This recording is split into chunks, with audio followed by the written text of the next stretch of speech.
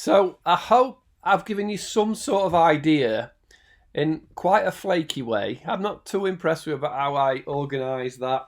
Um, but I hope I gave you some information and some ideas of what Zendesk can do. I do use it every day, even though it's surprising. But I don't do a lot of customer interaction. If somebody sends me an email or fills my help box in, I just reply to the email.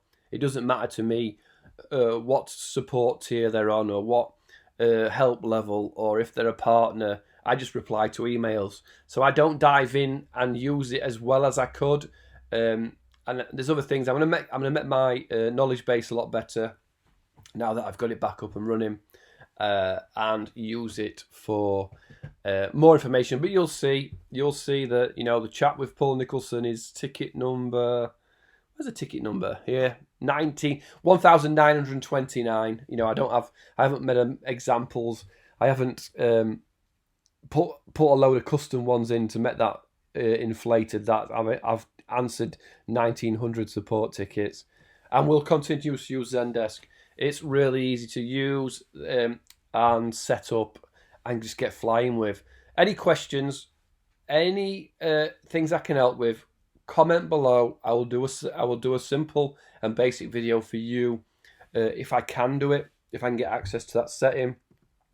What I will do is also, I'm not sure if there is at the minute, pnuk.co/Zendesk training.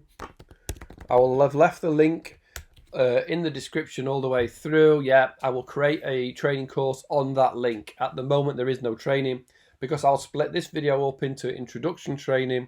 I will add Zendesk official training, and I will give you a place where you can ask your questions, and I will add custom videos into that training. So all my training is free, nothing to sign up, nothing, you got to sign up for the training, but all my training's free. I don't charge for any of it. So dive in, ask your questions, don't get stuck, and I'll help out best you can. If you've made it this far, thank you very much. A subscribe to my channel would be amazing, and I will see you all again soon. Cheers.